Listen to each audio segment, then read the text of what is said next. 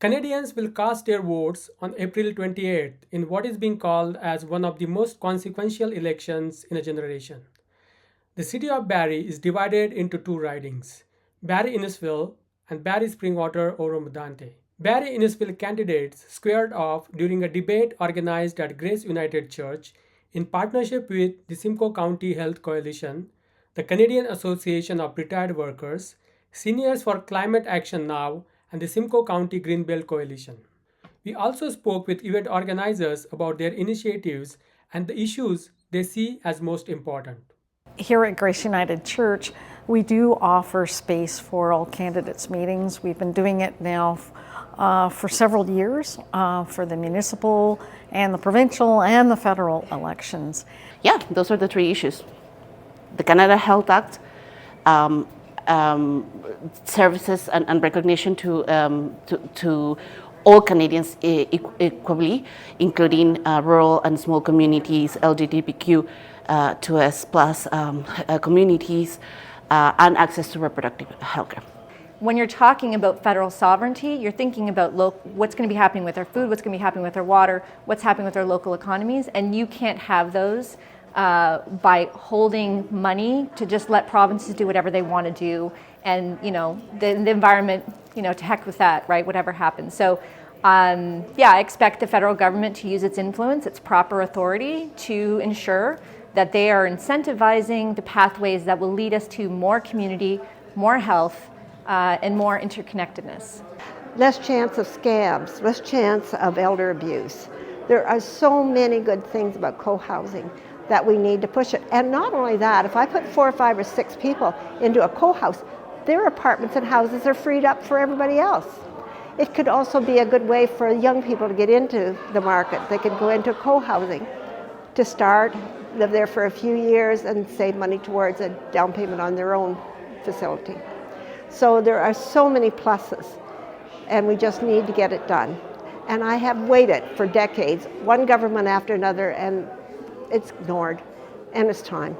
Barrie Innisfil candidates, current Conservative MP John Brassard and Liberal candidate John Olthuis, presented their positions to voters on key issues including healthcare. We want to build hospitals, clinics, and by investing, we're looking at $4 billion constructing and renovate community health care infrastructure, including long-term care homes. Housing, affordability. The issue of housing affordability and housing attainability. We have seen over the last 10 years as a result of government policy. And tariffs imposed by Donald Trump. Look, Trump's tariff threats, the Trump administration tariff threats, have been a wake-up call to our country. And that call is that we cannot be timid anymore. We have to be bold, ambitious, and audacious in everything that we do. We have become too dependent. 75% of our trade goes north-south. We have to start thinking east-west, and that includes removing interprovincial trade barriers. Rented is the tariffs, and we have to deal with Donald Trump's tariffs, and we're working with that. And I think we need an economist who knows pretty much how to deal with it, or maybe teach Mr. Trump how economics works and what tariffs, like basic economics 101. Tariffs do not work. Okay, it's just basic. He's taxing the American people billions of dollars. Many of the problems, or Carney, many of the problems that we've been facing in this country came long before Donald Trump's tariff threats. The crime, the economic malaise, young people losing hope, and just, the immigration challenges that we're facing right now that put pressure on our healthcare and our education and housing affordability. All of those things were happening long before Donald Trump. So we really are truly at a fork in the road right now. And I'll leave you with this. Canada's Conservatives want to be in government. No, I agree with John. We need change. I know John's been in since the same time. I think he went in the same time as Mr. Trudeau went in. So it's time for a change. It's time to have a government. An MP that actually represents the government in our region. It must have been tough for John to be the opposition in this area. You know, and I can feel for you. Hopefully that when we have a change here in the region and it turns liberal again, it'd be nice change that we'd be dealing with Mr. Carney. And Mr. Carney is an economist. I think he's going to be the best person to go up against Trump. Following is our coverage. Here at Grace United Church, we do offer space for all candidates' meetings. We've been doing it now for several years for the municipal and the provincial and the federal elections. And for two reasons. One is because we have space and we believe in community partnerships. So it's great to have a whole bunch of groups come together to co-host the event, such as tonight. But the other thing is that we build community when we have open dialogue, when people can come together and share their views and their values and talk. That's how we care for our neighbor. It's how we build up community concerns for people. And so out of a debate like this, people go home and they have something to think about. Questions have been raised. They give some thought to who is going to represent them at the elected level of government, and they take more interest then in what's actually happening. So for all those reasons, we think it's very, very important for people to engage with their community and with their politicians in that decision-making process. Well, I'm not quite sure how the group came together, but over the years, different groups have expressed an interest in hosting all candidates meetings and have felt it was important to get the candidates on the record around some of those issues. So healthcare, poverty, the economy, seniors, care for seniors, environment, so many issues. And so it made sense to try and bring it all together into a place where that conversation could happen, because all of those issues interrelate with each other. And so they're not really separate issues. If you are poor, you are affected by what kind of health care is available. It might affect where you have to live, which is an environmental issue. So often those things overlap with each other. So when we come together as a community and the different groups come together, we find that we have really good conversations with each other, and that's important too. And one more, I noticed, during the first debate, Barrie, Springwater, Medante, they was running out of time, so they took just one question for each candidate. You came in and you wanted to, them to take more questions. So can you talk a little bit about why you thought it's important? Well, when we bring together the community and we look at the questions and the issues, we do try to develop some questions, first of all, for the candidates, but it's also important that the people who come are able to ask questions too. So we always try to build that in, that there is an opportunity for those questions to get asked. So tonight we were running out of time because we had 4 candidates and we had 2 meetings tonight, but we still thought if we could have some quick questions from the audience, that we wanted to honor that tradition of allowing people to give voice to their concerns. Well, I am very, very concerned about the dismantling of democracy. I am very concerned about what I see south of the border and the concern that that might be moving north of the border. I am very concerned about something like the loss of CBC.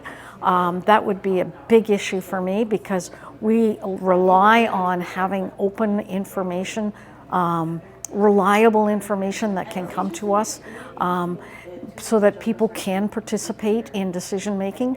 And so I am very concerned about where we are headed in the next while if people are not respected for their views and allowed to give voice and to participate in democracy. I'm a proud Canadian. I value the way in which Canada has evolved as a country that has had some values around things like public services, healthcare, etc. But I think the question we have to ask is if we want to be different from the United States, and I do, then we also have to value the things that make us different from the United States. And that is that we have social programs, that we have public health care, that we have a social safety net, Those things are sadly lacking in many places. In fact, they're not well done here either. They need more work. But at least we have some social safety network in place, and that's really important, and we need to bolster that, not diminish it. And that would be something else that makes a difference between us and the United States. And not all Canadians are there, but I really value the fact that we are a diverse population, that we welcome newcomers, that people come into this country who get to have a chance at a new life. And I see growing racism happening in our world, and that concerns me greatly. And so I don't want a Canada that's racist. I want a Canada that is inclusive and values all our citizens, and also make sure they have what they need so that they can have quality of life. Because of healthcare, or the provision of healthcare is actually more a provincial kind of, purview. I think the real thing that at the federal level is going to actually be impactful for healthcare is the protection or the reinforcing of the Canada Health Act. Just for viewers that don't know exactly what the Canada Health Act is, basically an act that was signed in order to guarantee that all medically necessary procedures and the provision of healthcare services that were necessary for people were free and accessible for all. So unfortunately, several of the provinces, as we can see in Alberta and in Ontario, had found loopholes on the way that the Canada Health Act is actually written to introduce privatization efforts. Starting with things like surgeries and procedures and the diagnostics like MRIs and CT scans. Labs were already privatized a long time ago, but are also now encroaching into primary care. So in my personal, one of the reasons I became an activist for healthcare is because I lost a family doctor. My entire family lost their family doctor when we moved here to Barrie, but I actually lost my family doctor before that. My family doctor went to work into a private clinic. I wanted to follow her because she has, we had a 10-year relationship, and it was a great, partnership on the provision of my healthcare. And when I contacted the clinic that she had moved to, I realized that it was a private clinic, and in order for me to receive the services from her, a person that I had 10-year relationship with, it would have cost me close to $5,000 a year. So it became very evident that the privatization of services for healthcare was already well underway in Ontario. So the more I look into the problem and the more I learn about it, it became more obvious that nobody was really paying attention to this issue. So that's how I ended up, getting involved with the Ontario Health Coalition and participating with them in many things. They asked me to start a chapter of the Ontario Health Coalition here in the Simcoe County, which I did. And I have been the Simcoe County Health Coalition co-chair and founder for the last almost 3 years already. I can't believe it. It's been really fast. So I understand in this election, we need to protect the way or we need to protect the right to healthcare. That is what is actually at stake at this election, because the only thing that the federal government can actually do in healthcare is reinforce the Canada Health Act to make it not just for the provinces to have to not just follow the letter to the law, but also the spirit of the law, that was to always have accessibility of healthcare services to everybody, to be equitable for everybody. So we need to make that happen, and it can only happen on the federal level, where legislation can actually reinforce and close the loopholes that are actually promoting the privatization of services in Canada. Healthcare services in Canada. So yeah, for me, that is the main issue, and also other related issues are basically the LGBTQ plus rights to healthcare services, which are being attacked in provinces like Manitoba, not Manitoba, Manitoba's doing great, Saskatchewan and Alberta, and it will happen in Ontario too. There are some rambles in there, but also the access to reproductive healthcare. Access to proper, family planning services for contraceptives and to abortion services. Those are the things that are also at stake in this election, because, when we look at how the Conservatives are voting as opposed to what they are saying, then we have a disconnect, and we need to also to pay more attention to their actions than to their words. So yeah, that's one of the things that are actually at stake right now. So yeah, those are the three issues: the Canada Health Act, services and recognition to all Canadians equally, including rural and small communities, LGBTQ, 2S plus communities, and access to reproductive health care. Well, simply put, if you don't have a healthy planet, you don't have clean air to breathe or water to drink, or places to grow your food, whatever else you have planned won't matter. And that was kind of a quote from Carl Sagan, but I butchered it a little bit. But the environment always should matter, because that's what our health, that's what our economy relies on. And it's unfortunate that the tariffs have been used as a cover for anti-environmental legislation or proposals, where we're just going to build anything, anywhere, wherever we want to, without considering the impact to local communities, to their waterways, to Indigenous rights. And you can't have, justice for everyone if you don't give it to everyone. Do you know what I mean? It has to be for everybody, and that includes our environment. So I think, like everything else, mixed. On certain things, we have moved forward and built a stronger collective consciousness about how the environment's important. And in other things, we're still laggards environmentally. We still produce the most garbage. We still have one of the highest carbon emissions per capita. We still are the ones that cut down most of our forests globally.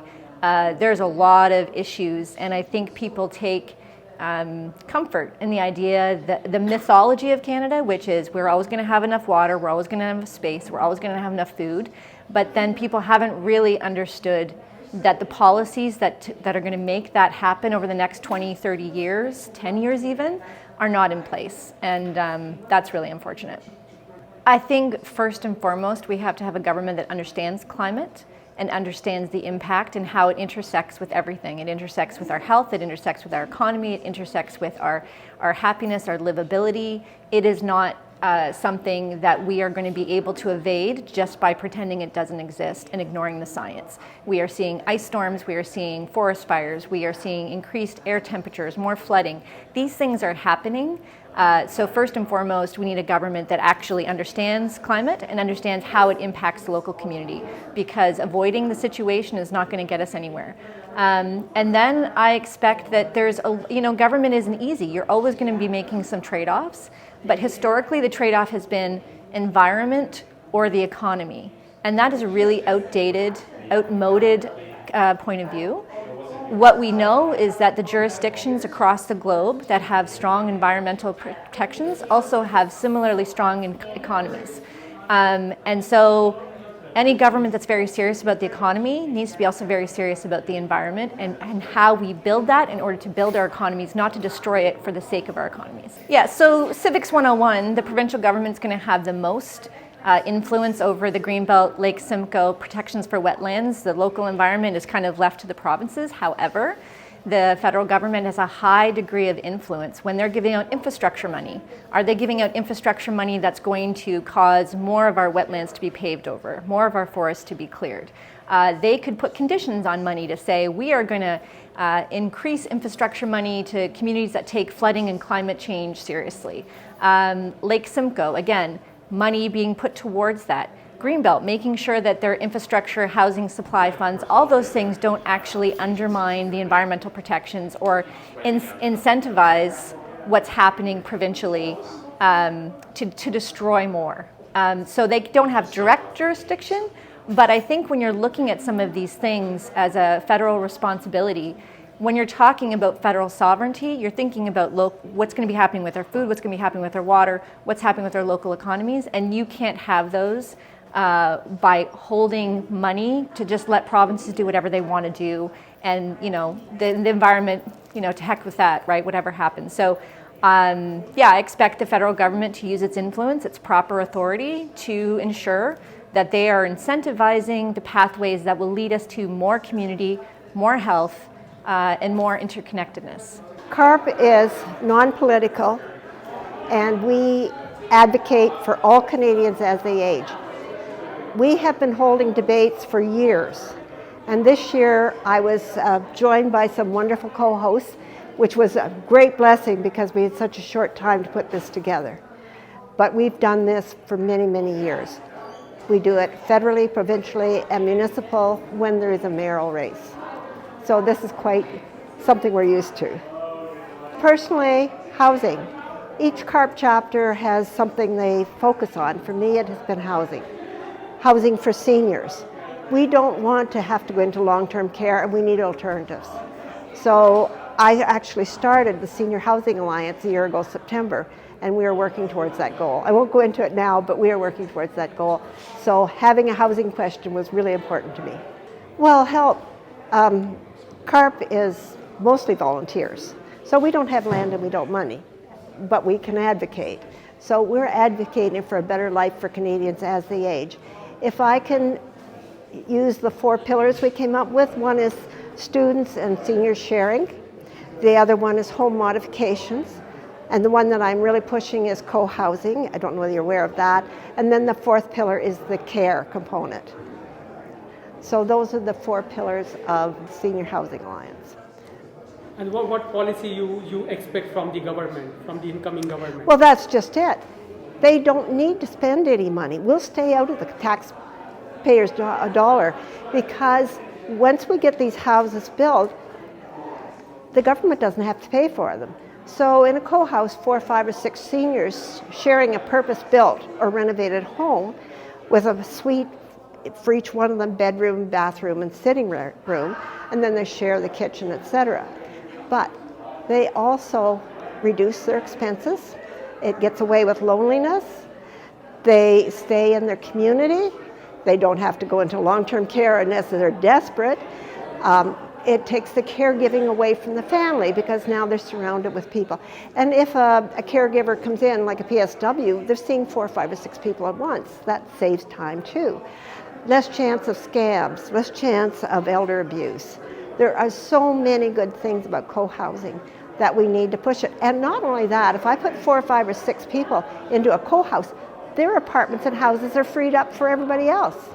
It could also be a good way for young people to get into the market. They could go into co-housing to start, live there for a few years, and save money towards a down payment on their own facility. So there are so many pluses, and we just need to get it done. And I have waited for decades, one government after another, and it's ignored, and it's time. Thank you, everybody, for coming out. Really appreciate it. And it's just John and I up here. So we've known each other for years, so this is a good opportunity for us to kind of share our ideas and our plans for our future with you all. I just got a few comments here. I can say the election comes at a time of crisis.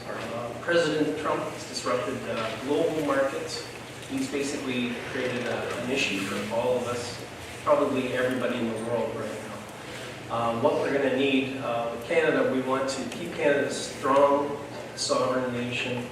I think we both agree with that as far as getting things done. We're going to have to protect Canadians. We're going to have to keep our markets growing. It's a situation where this election is of huge importance. We have to get the proper leaders in place to get us through this mess. So it's a trying situation, but I think particularly the Liberal Party will get us through this. Thank you so much, and I want to thank CARP and the other organizations for organizing this event this evening. I also want to thank John for stepping forward and putting his name on the ballot. It's a tough decision to do that. Anytime you engage and participate in the democratic process. We should obviously be respected for that, and so I congratulate you for putting your name on the ballot. Just a little bit about myself. I've been a member of Parliament now for 9.5 years. Before that, I was a city councillor here in Barrie. I spent 19 years serving my community, and before that, I was a firefighter in the town of Markham, spent 30.5 years. So serving my community has come naturally to me. And I would agree with John that this is an important election. In fact, many people that I've talked to, either at the door, in my office, on the phone, by email, they've all said that this is the most important election in our history. One of the things that you're going to hear tonight, I'm going to focus on restoring the hope and promise of our nation.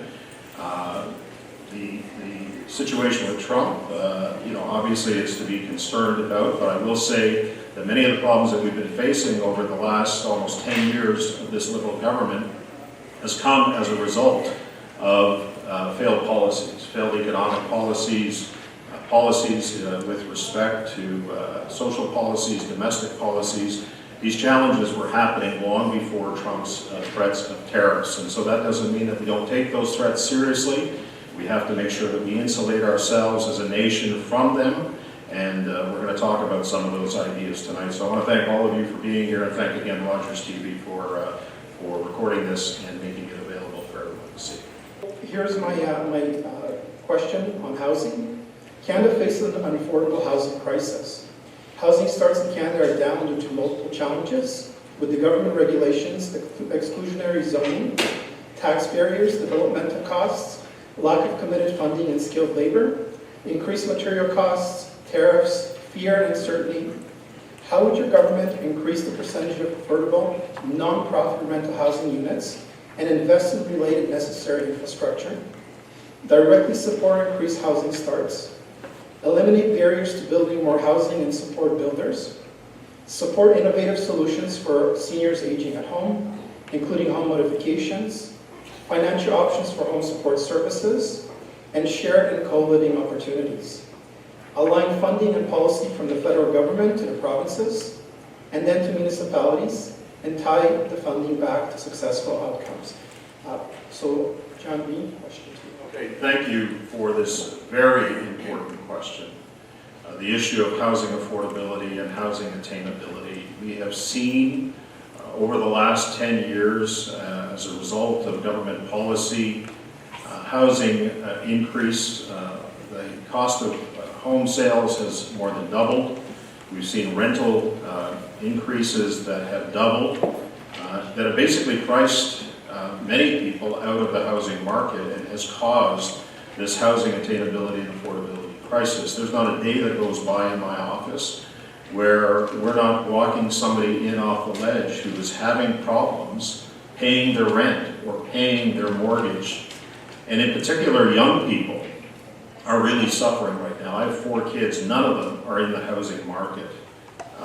Many of them have done the right things. They've gone to university, they've got an education, they've worked hard. In some cases, some of them work 2 jobs, and yet they still can't afford the cost of home ownership. And for many of them, it's the down payment that's causing the problem. Because at a 20% requirement for down payments on an $800,000 or $900,000 home, well, do the math and see how difficult it is for many of those young people to find the down payment. Now, obviously, I consider myself, I've worked hard my whole life.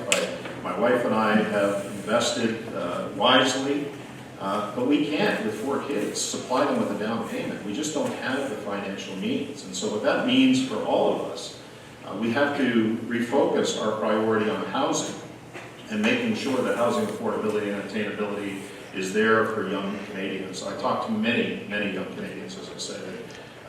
Not only do they feel lied to and let down that they were going to have the prospect of a brighter future, many of them are despondent right now and in a state of despair because they don't believe that housing is going to be there for them, particularly in our area where we've seen an increase in housing. So, what are some of the things that we can do and some of the things that policy proposals that we've proposed? Well, we've talked about building 2.3 million homes over the next 5 years with a credible and realistic plan by helping Canadians save an average cost of about $100,000 on the purchase of a new home. One of the things that we've announced is axing the GST on all new homes under $1.3 million, saving up to $65,000 on the cost of a new home and $3,000 per year in mortgage payments. There's also a responsibility that the federal government has of working with municipalities, and that is to incentivize cities to reduce development charges. With every dollar of relief of a municipality offered in development charges, that they get reimbursed 50% up to a maximum of $50,000 home. Now, if you talk to any developer, and I've talked to many, and you talk to city officials, they'll tell you that the cost of development charges, building fees and permits make up a good portion of the housing market right now. So if we can work with municipalities to incentivize that. Scrap the underused housing tax that costs more to administer than is collected in taxes, and we're talking about efficiency here. Eliminate the new tax on home renovations to support homeowners. Remove the requirement to report the sale of your home to the CRA. This is something that came in a couple of years ago where it was never happening before, where homeowners are required now through the CRA to register their home, and that can only mean the possibility of a precursor of a home equity tax. There's been numerous studies that have been done by this government on home equity taxes, and that's the last thing that we should be doing in order to ensure security income for retirees. The other thing that we're going to focus on is tying infrastructure funding to results, not promises, by rewarding cities that permit over 15% more home building annually and reducing funding for those that fall short. Holding back federal dollars from cities that raise building fees or block needed development, requiring cities to publish approval timelines and development charges, fast-track home building through shovel-ready zones, establish a 60-day standard that CMHC executives must meet for approving or rejecting affordable housing financing applications. There's other things that we can do. Identify 15% of federal buildings and lands to sell for housing in livable new neighborhoods within 100 days. We have to be bold, we have to be ambitious, and we have to be audacious in everything that we do. And you're going to hear me say that a lot tonight, because housing for people in this country is a threat right now. And if we can't provide proper housing for people, young people, we're going to end up in a situation where we find more and more people on the street. We can't have that happen in a G7 country like Canada. Housing is an important issue, and we're going to tackle it in the proper way. Thank you, John B. John, same question, housing. Okay. I'm a father of 5 children. So, well, basically 4 children. I consider my son, my wife's son, also my son.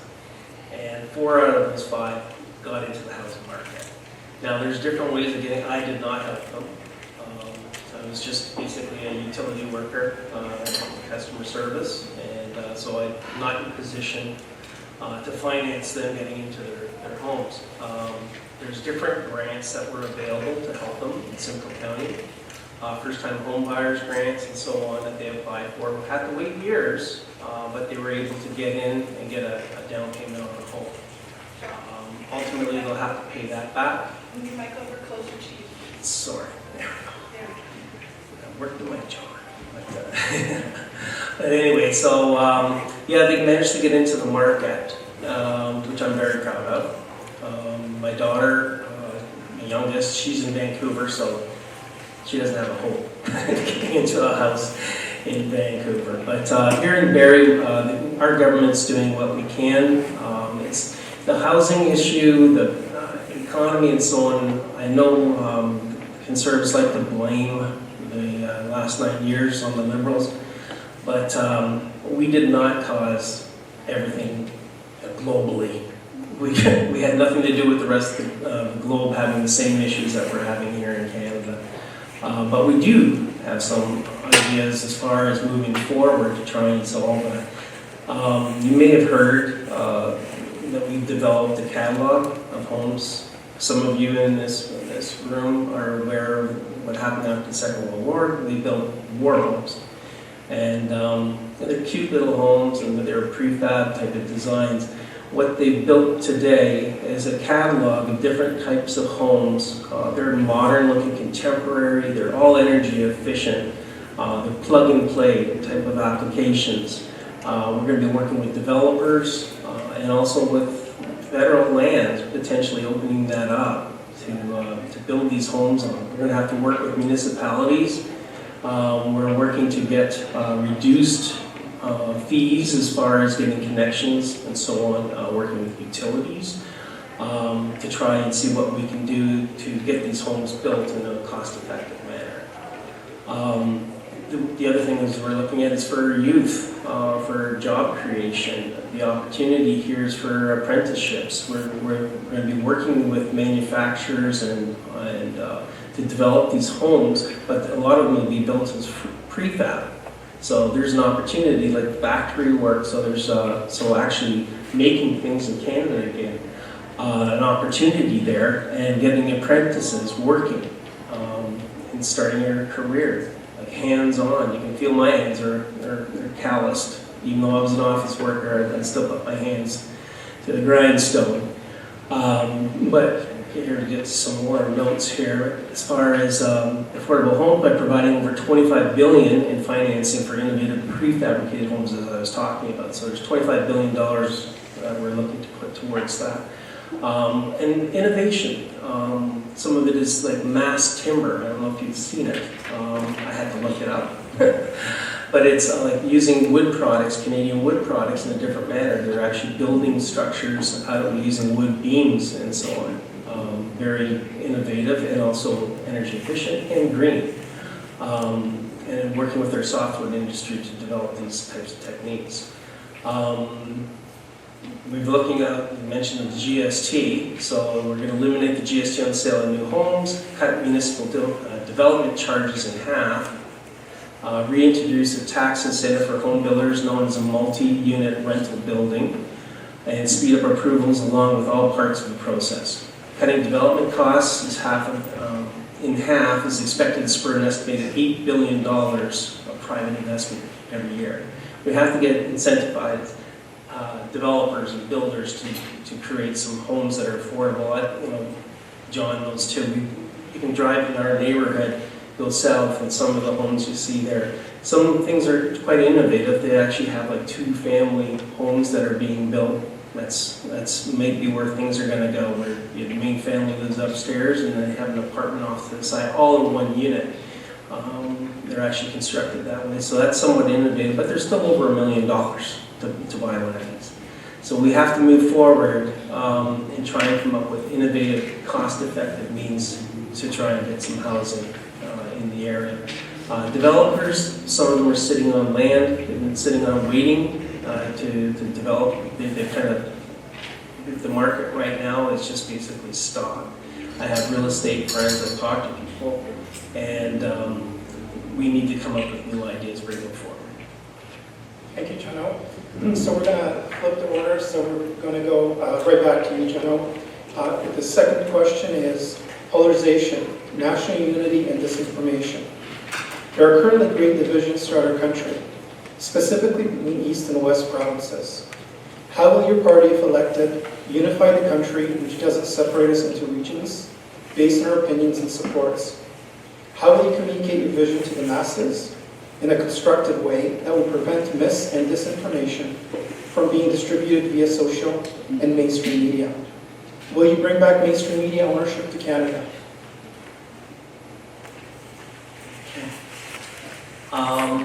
To unite the country, Mark Carney-led government is going to build an economy where Canadians can work in any province, basically. They can work where they want to.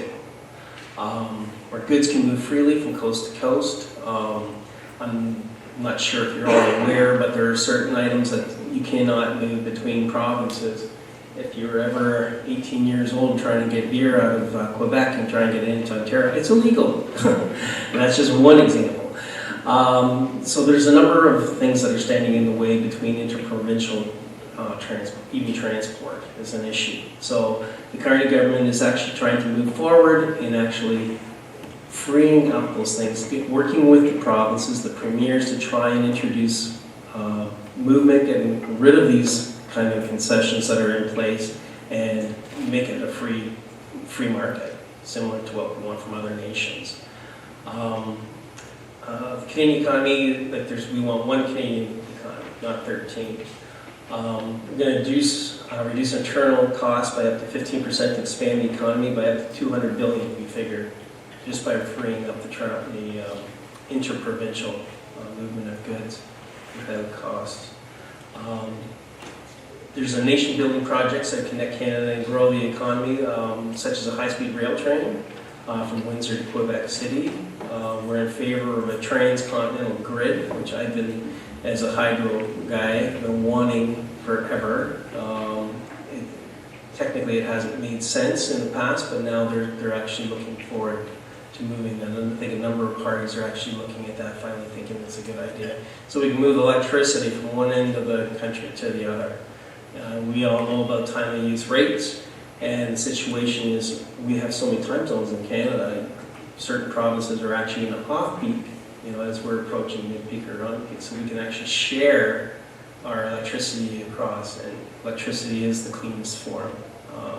We're looking at pipelines, and I know that Conservatives are always looking at pipelines and moving oil and so on, but I think if you look at Newfoundland, they have oil, and natural gas. They don't need Alberta oil to be moved across. This is kind of my personal opinion.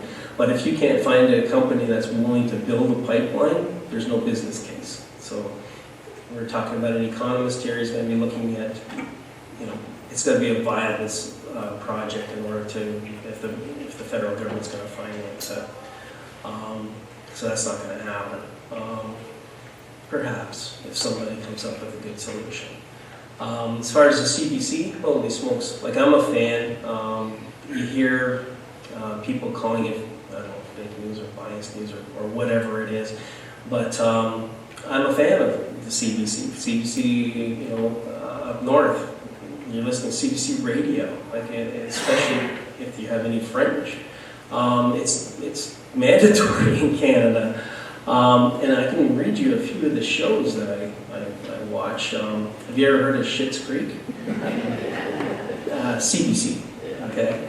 Now there's, as far as this hour has 22 minutes, they're a political comedy type of show. And they make fun, and their number one person they made fun of was Trudeau. But he was a good sport. He would take some of these things in stride. And they make fun. And they make fun of here and there. But north to north, north of north. It's a brand new show, and it's actually in Innisfil.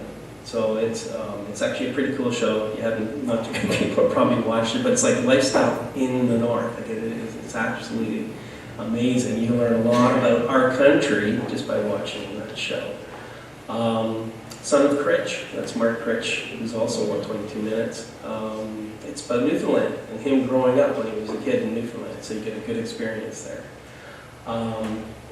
CBC radio, I listen to the news on CBC, and I do listen to other stations, and our local Rogers, little broadcasts and so on. But yeah, it's mainly the international news I get from CBC. It's something that we need in this country. If we put funding together, there are private news channels, but most of them are funded either by U.S. or other things. Canadian, and slashing the CBC, I think it's just wrong. It's part of our nature. And where would you get shows when they're talking about none of it?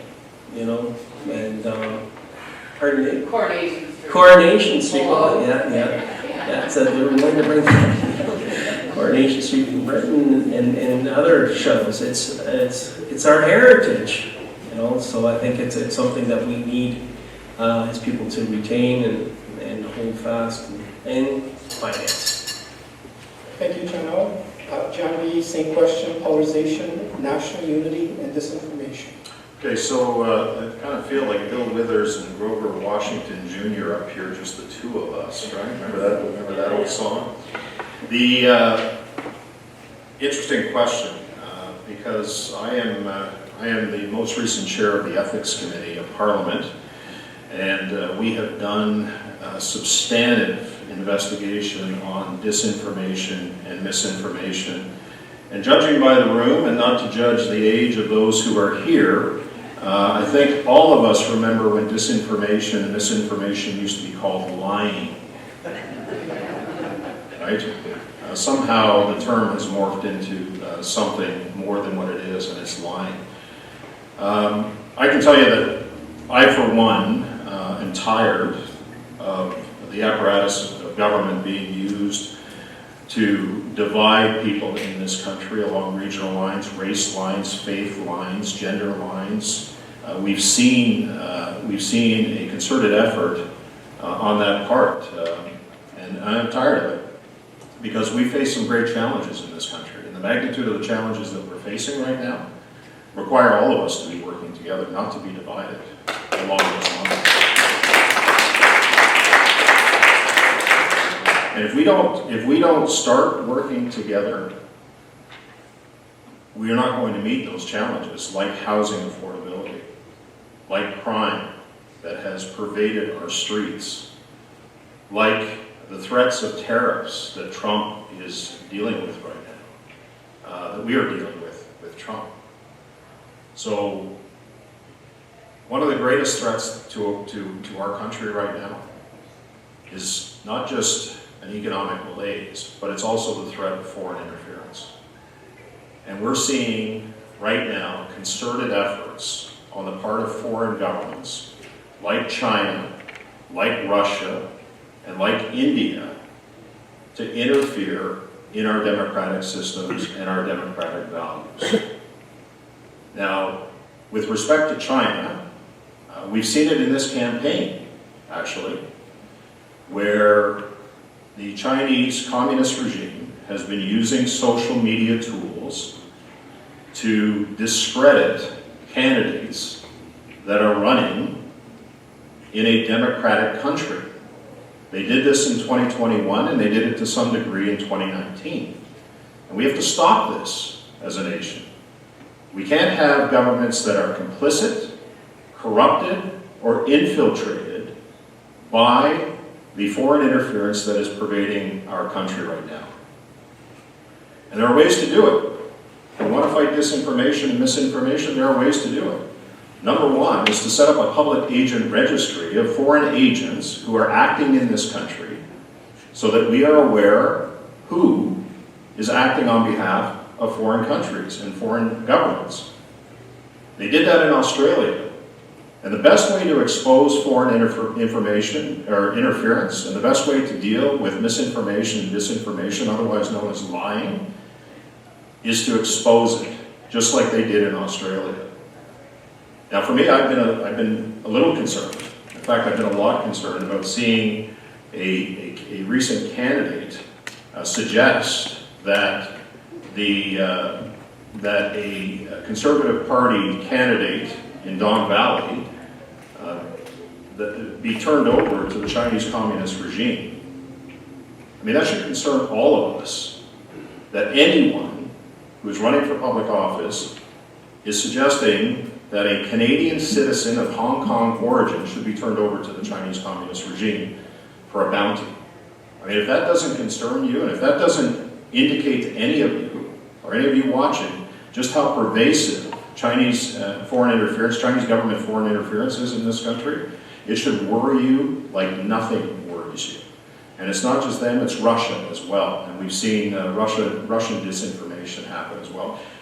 We did a study at Ethics Committee, and I asked an adjunct professor from Rutgers University. His whole job is to study misinformation, disinformation, lying, whatever you want to call it. I said to him, how do we know? How do we know that we're not dealing with all of these things that are going on, either propagated by China, Russia, India, or other things? He says, you don't. I asked him, give us your best advice. And he said, assume that everything you see online is fake until it's otherwise proven to be true. Because the intent is to destabilize our democracy. The intent is to destabilize our institutions, to destabilize our political process, like we've seen the Chinese Communist regime do through their WeChat application to discredit, in particular, conservative candidates and our leader, Pierre Poilievre. So that is the biggest threat to what we're dealing with right now, and we need to get a handle on it.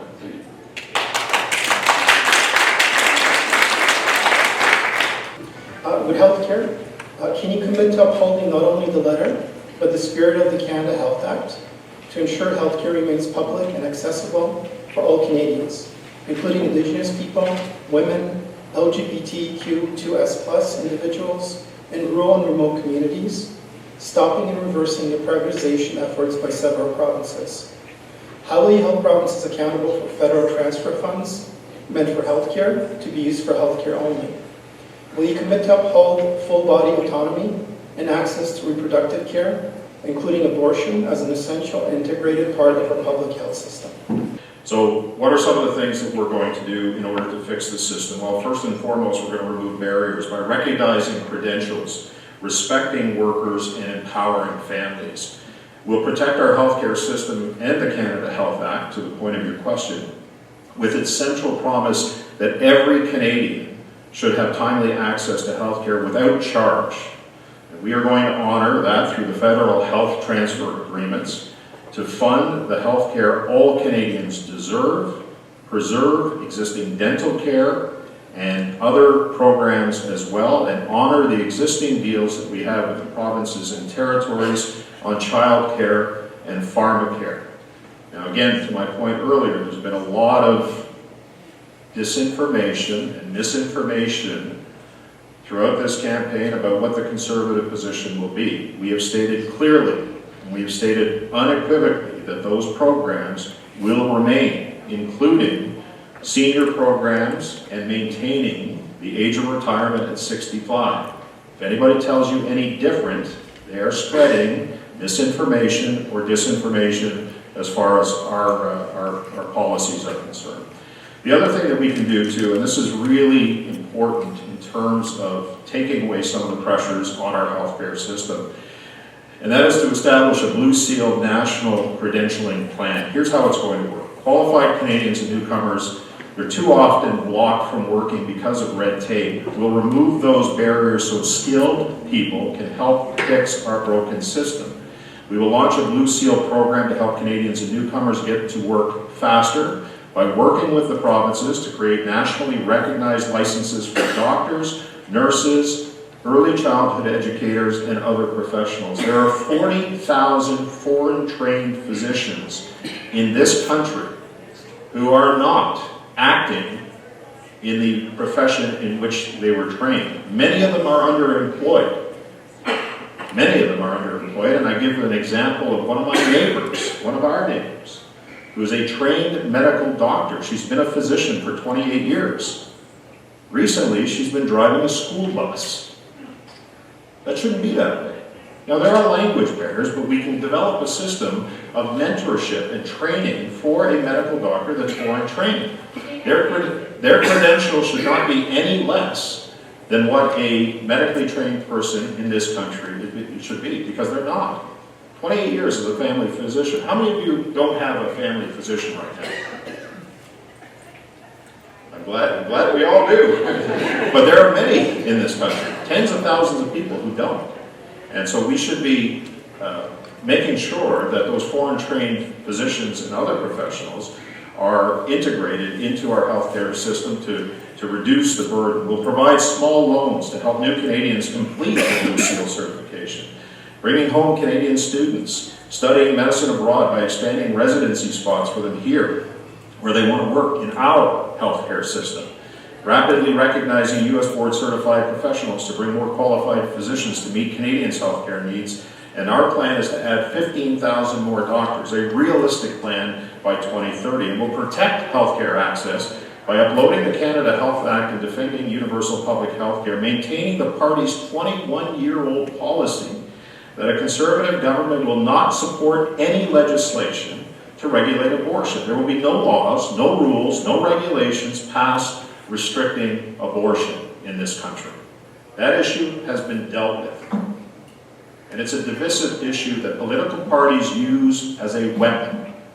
They weaponize it during election campaigns. Our position is clear, Pierre Poilievre's position is clear, that we will not reopen that divisive debate.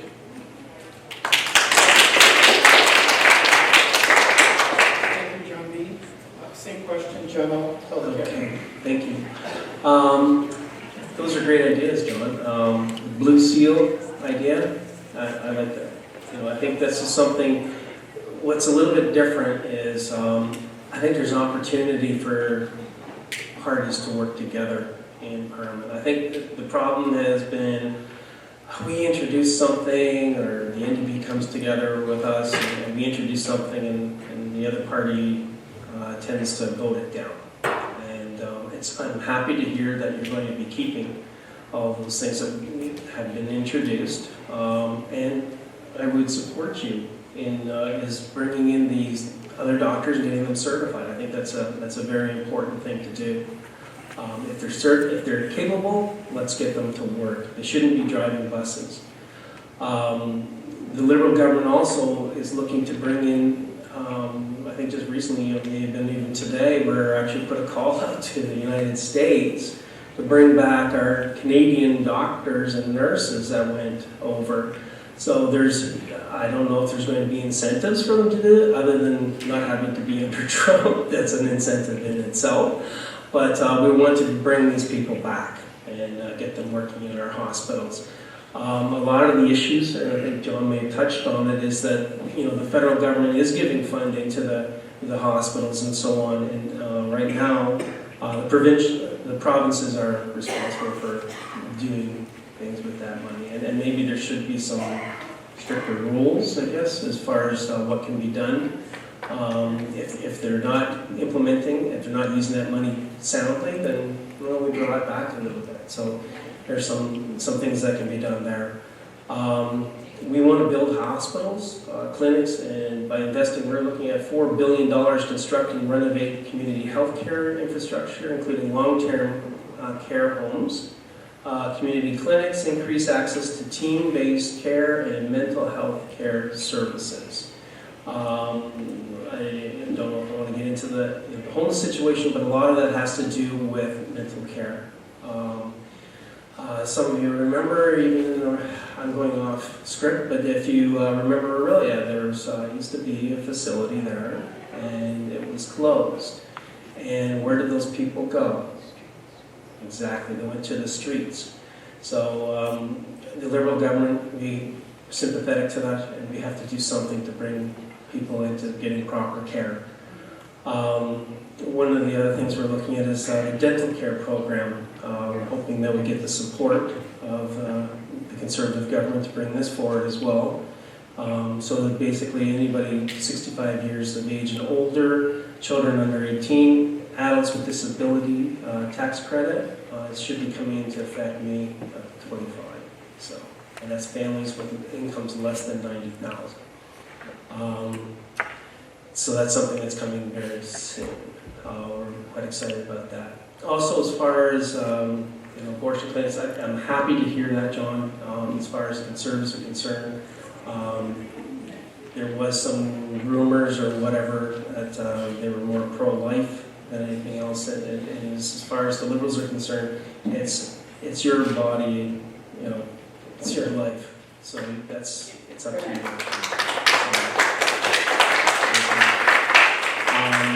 One other thing that we're doing, we know there's a lot of young families that are trying to have families, young people. So we're actually introducing a new in vitro fertilization program to make more affordable for Canadians who want to become parents. I've worked with a number of people who that is it's extremely expensive to do this. And I think we've heard tale of young people are living at home longer, and there's some question about young women and having children, and maybe they're not moving into homes and they're not having babies young enough. So this in vitro fertilization gives people the opportunity that they can have babies later in life and so on too. So different opportunities. But again, I'm happy to hear, John, that I think we might be on the same page on some of this. And I think governments working together, parties working together, we can get things moving forward. And I think that's the nice thing about Mark Carney is he's willing to listen to other parties and work together. None of this table banging and shouting in the house. Let's get down to work is what I'm looking to do. So, thank you. Thank you, John.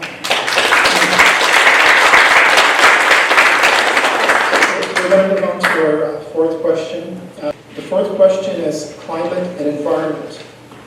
Given increasing global instability, international trade challenges, disruptions and natural disasters related to climate change, how will your government prioritize and protect domestic food, agriculture, and water security in Canada? At the local level, how will you protect and implement those protections in vulnerable regions like Lake Simcoe, Georgian Bay, and the Greenbelt? The human and financial toll of climate disasters have been enormous and will continue to be unless we get climate change under control. With some detail, please describe your party's commitment to working towards your net zero goals, including a transition away from fossil fuels as a major contributing factor. John? Yeah. I think we all know the Liberal government is really concerned as far as the environment is concerned. Took a lot of heat about some supposed taxes that were on the fuel, but that is gone now.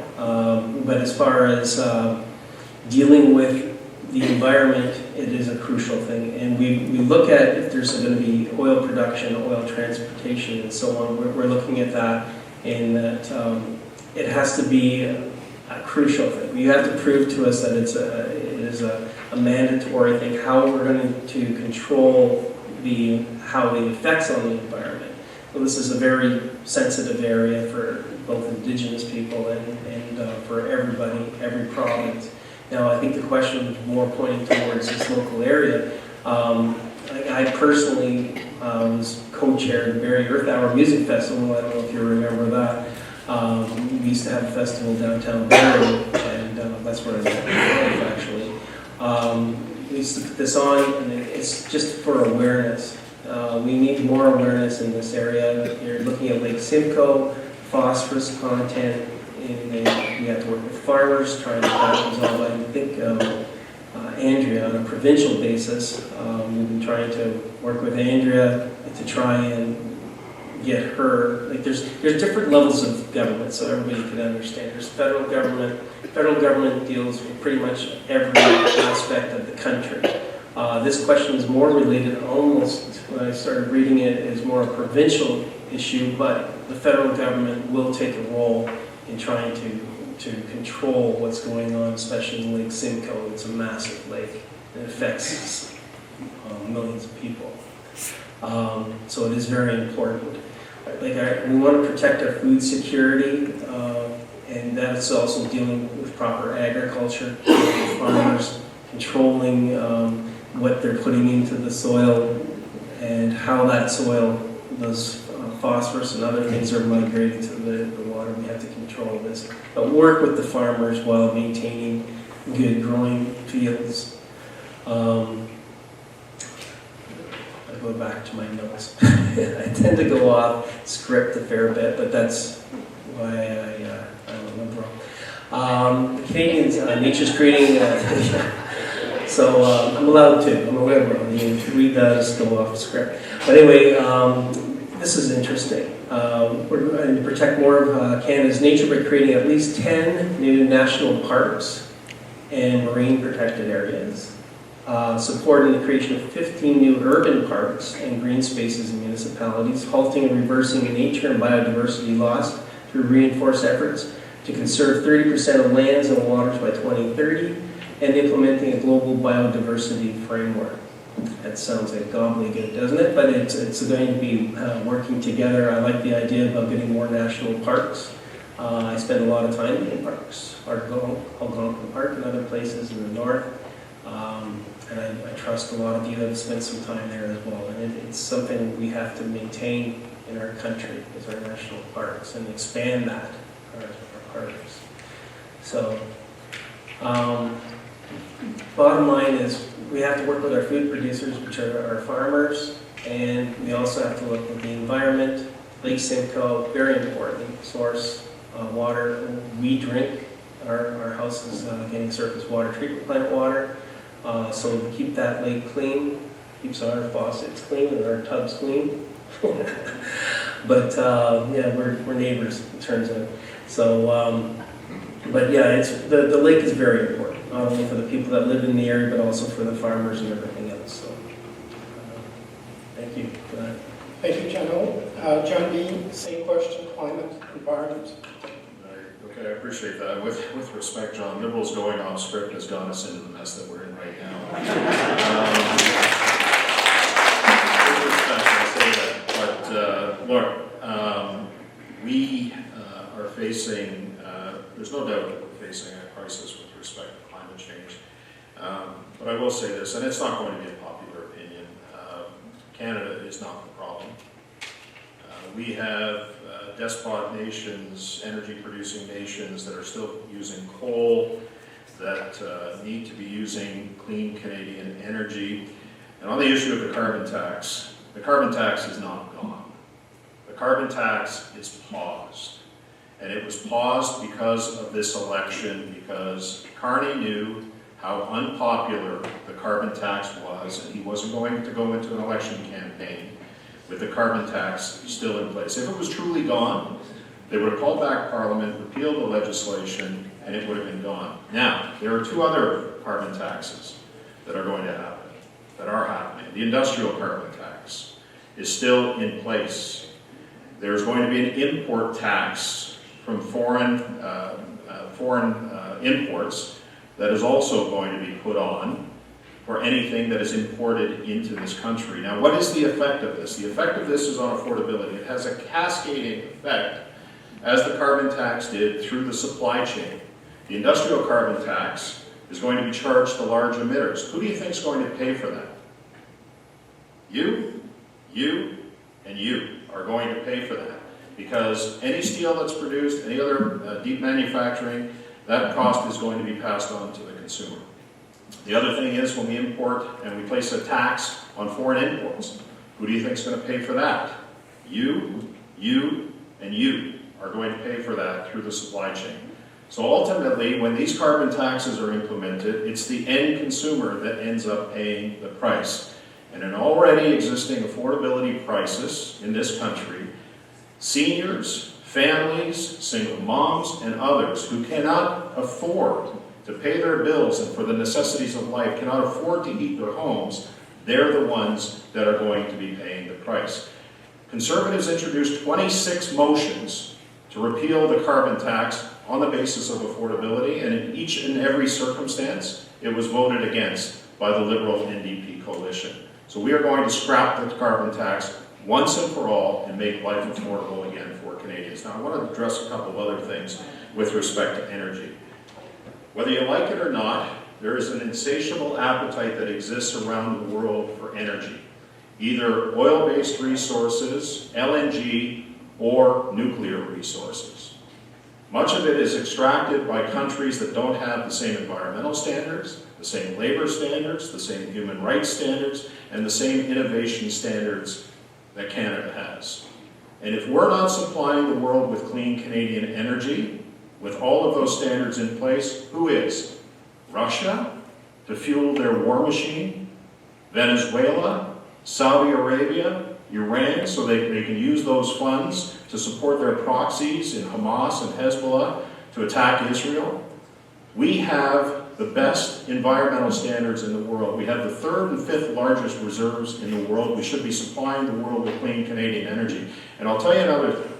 We have lost over $200 billion in the last 10 years of revenue as a result of our energy sector being attacked by an ideological activist government who believes that natural resources are bad, either through Bill C-69 or C-48, the No More Pipelines Bill, or C-48, the anti-tanker ban. If we had $200 billion in our hip pocket right now, what do you think we'd be telling Trump? I can't say it. Do you want to say it? Okay. What do you think we'd be telling Trump? Or better yet, how would our healthcare system be? How would our education be improved? And how would looking after those who are vulnerable in our society, like Mr. Tom over there does with seniors, how would their lives improve if we had tens of hundreds of billions of dollars in revenue by supplying our clean Canadian energy around the world? So this ideological, virtuous feeling that we should just keep everything in the ground, and that is, quite frankly, Mr. Carney said he's not going to repeal any of these legislations. It effectively keeps our energy in the ground, and all of the revenue that is potentially created as a result of that is lost to our nation.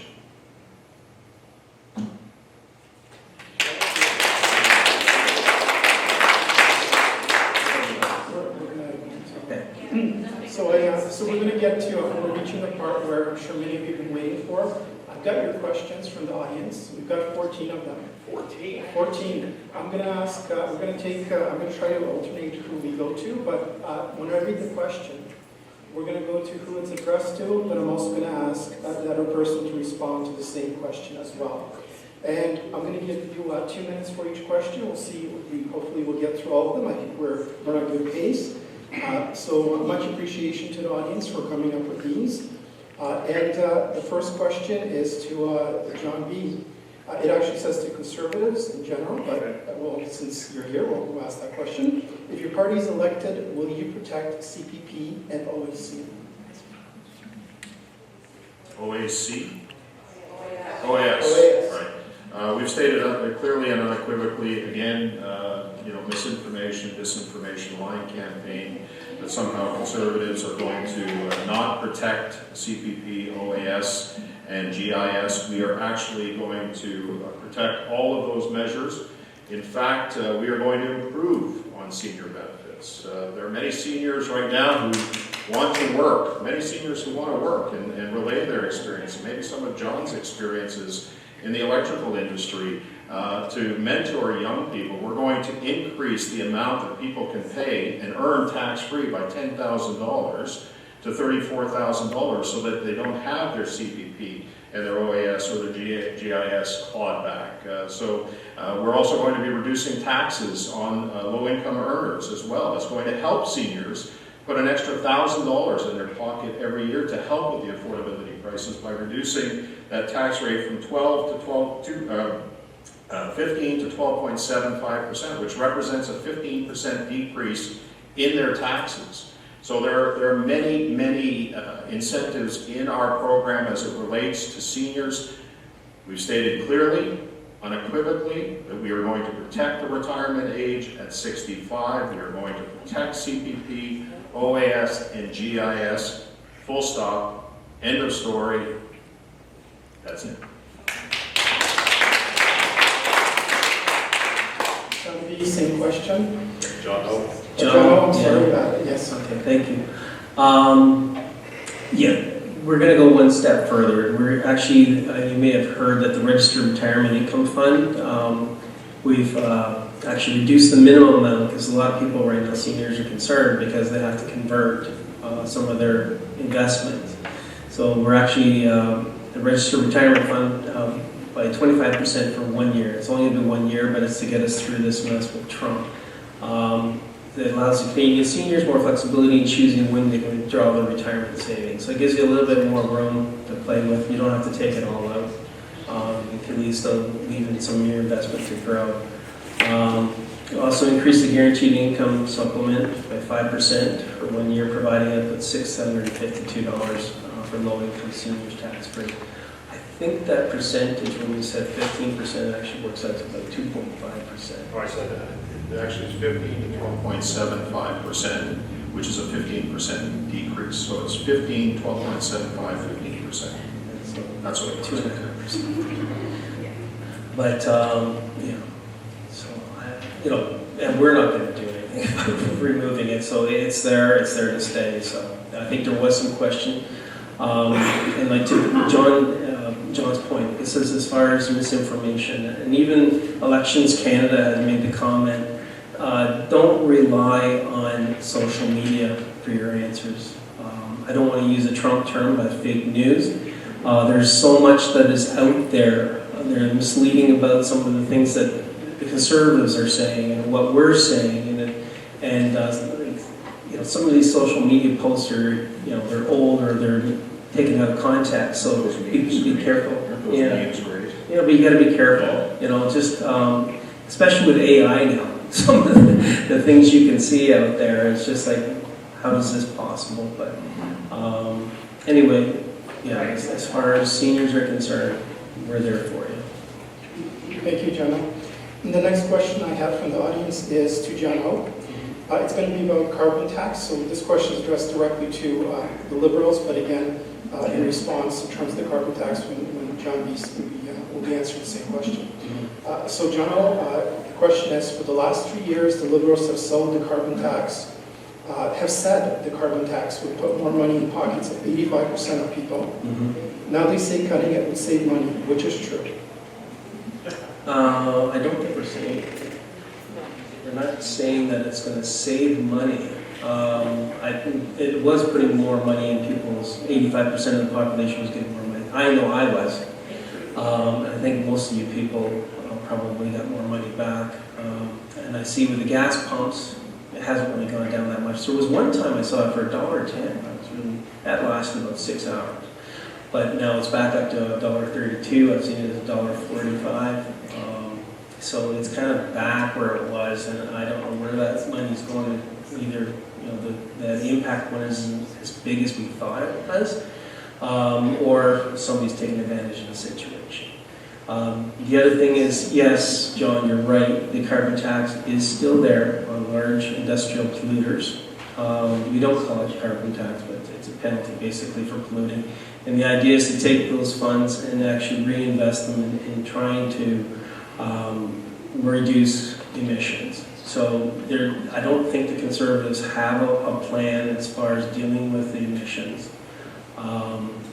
So we're trying to keep something in place at least. You're probably familiar with what the province had originally was cap and trade. And there was a situation, actually it was Quebec, Ontario, and California were working. We had a program that was actually working to try, it wasn't exactly a carbon tax on every consumer. So, and John, you're right, just the fact that each consumer was individually paying was not seen as being effective. It wasn't just a ploy for the election. It was because it's working, but it's not exactly working the way it should be. People disagreed with it, people were protesting, so you want to keep calm in the streets. And if it's something that people don't like, we'll deal with it, we'll change it. People have, if they ask questions, they have different suggestions, they have different ideas. But we need to do something about our carbon footprint.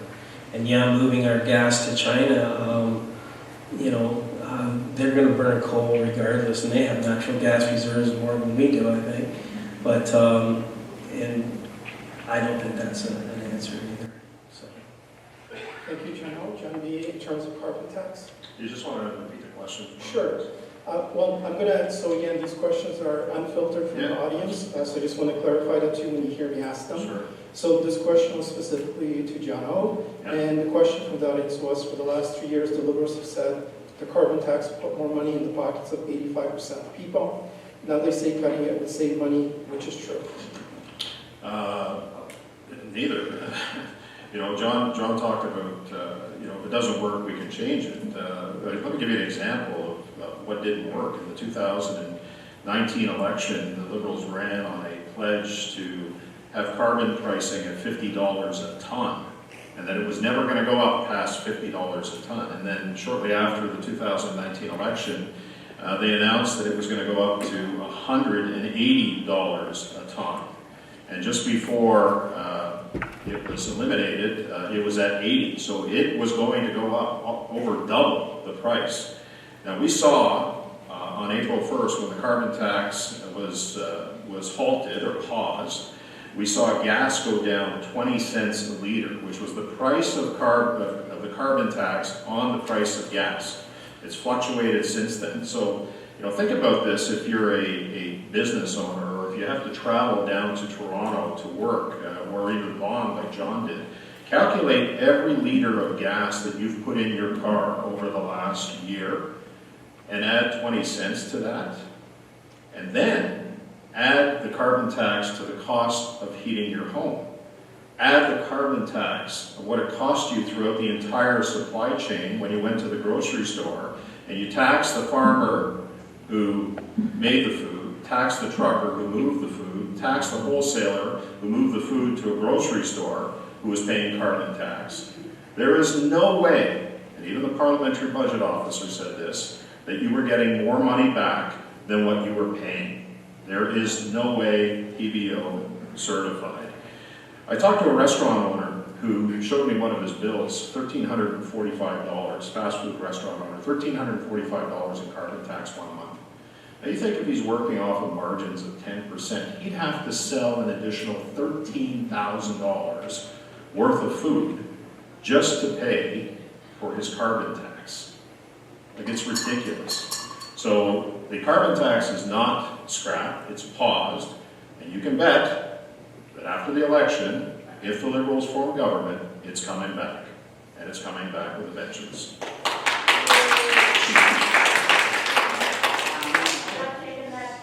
Our next question is to John Brassard. Yeah. But we'll get John Olthuis to answer it as well. Again, these are unfiltered questions. In terms of stating percentages or anything else of that nature, this is coming straight from the audience. I just want to clarify that. Yeah, understood. So for John B., violent gun crime is up 55% since 2013. The current confiscation program targets legal gun owners who police say are not the problem. The current program is clearly not working. What will you do to end this failure and focus on stopping illegal guns and actual criminals? Well, it is a great question. We've seen crime pervading our streets over the course of the last 10 years. As you said, violent crime is up, extortion is up, carjacking is up, gang-related crimes using firearms are up. Law-abiding firearms owners who subscribe to the strictest firearms regime in the world are not the problem. Guns smugglers, gang members, criminal organizations who import guns from the United States and other countries are the problem of gun crime in this country. And so what do we need to do? We need to ensure that our borders are not porous. We've talked about adding more CBSA agents. We've talked also about making sure that we're scanning shipping containers every time that they come into the country. That doesn't just help on gun smuggling. That also helps on vehicle thefts as well. One of the biggest challenges with the gun problem in this country is bail reform. Bill C-75. Criminals are not afraid anymore. And let me tell you a story, if I have time, about an OPP officer when Greg Perscala was killed. I took my staff to the bridge, and an OPP officer was there, and he said to me, "Can I talk to you after the procession goes by?" And I said, "Sure." He showed me a picture. In Aurelia, they had stopped a car. It was a 9mm Glock with an extended mag, a highly illegal firearm in this country that was dropped on the floorboard by this criminal as he escaped. They pursued him, restricted firearm. They pursued him, caught him. That afternoon, he was out on bail. Out on bail to threaten our communities again. So these are the things that we need to work on. We need to have bail reform. We have to stop attacking law-abiding firearms owner and go after the problem. Gangs, criminal gun smugglers, criminal organizations, they are the problem with the gun problem in this country right now, not law-abiding firearms owners.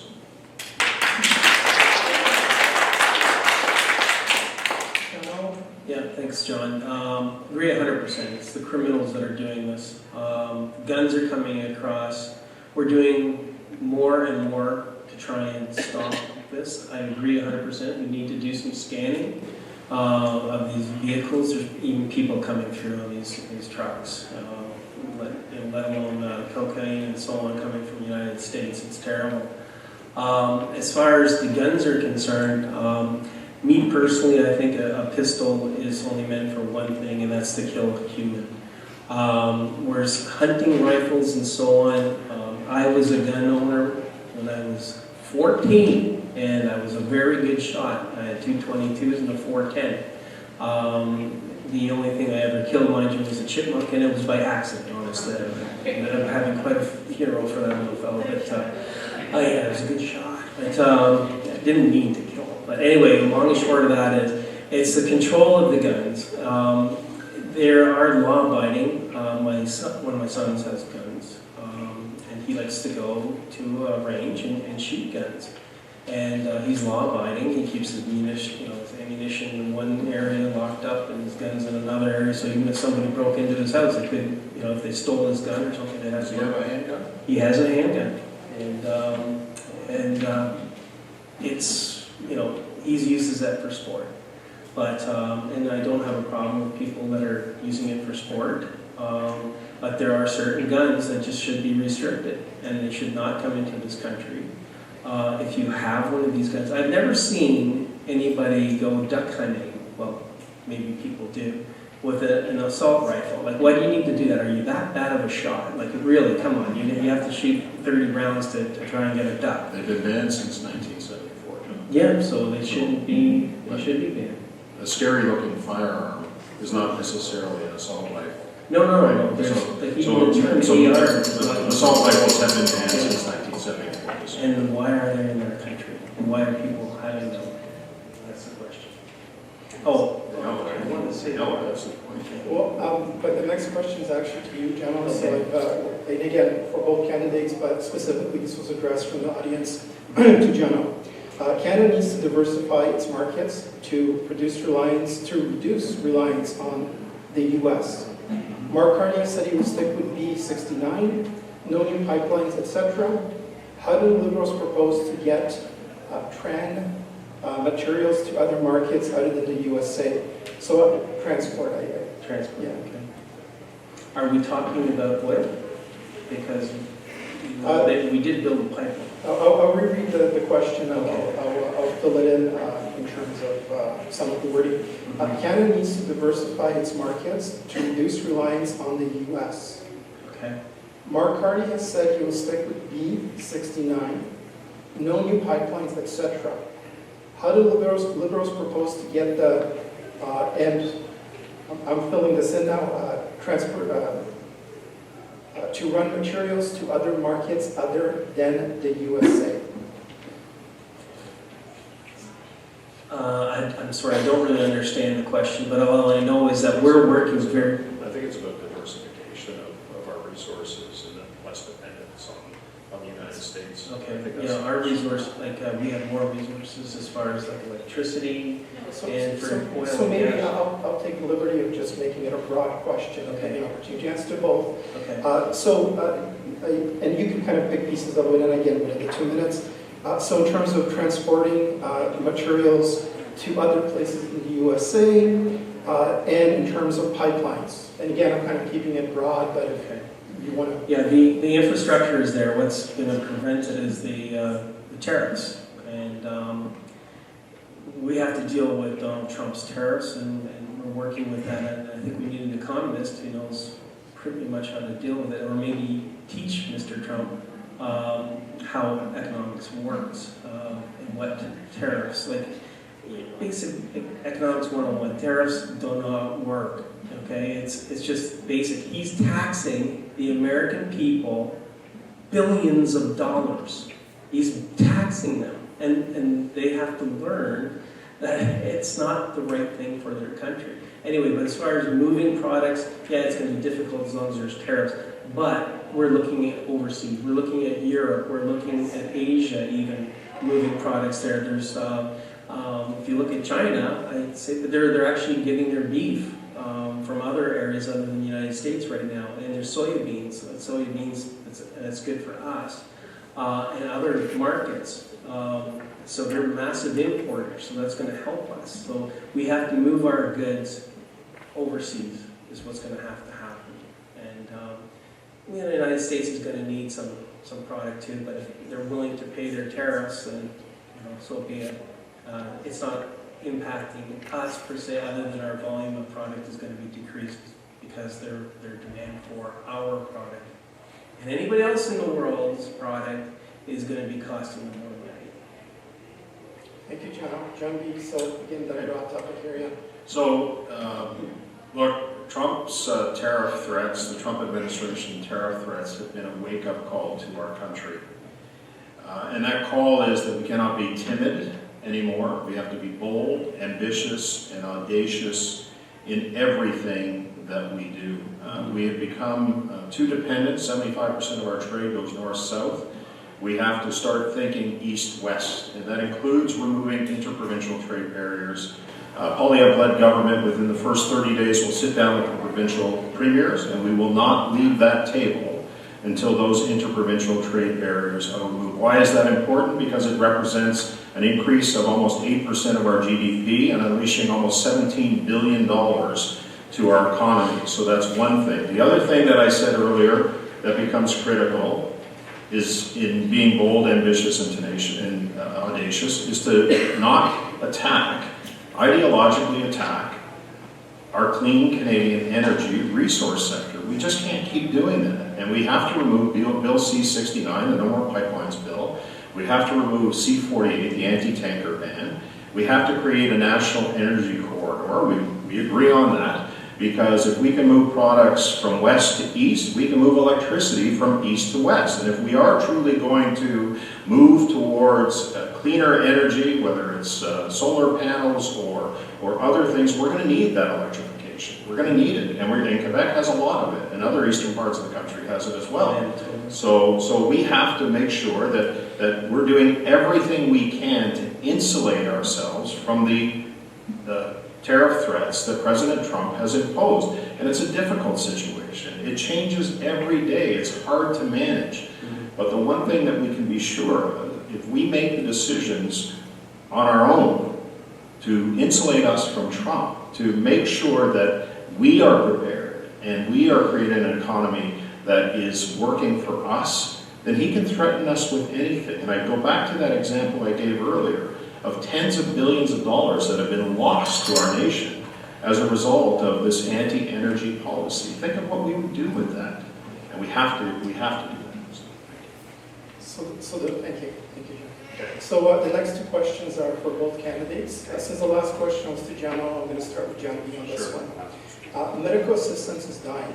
Currently, advance requests are not allowed in Canada except in Quebec, even though the majority of Canadians support it.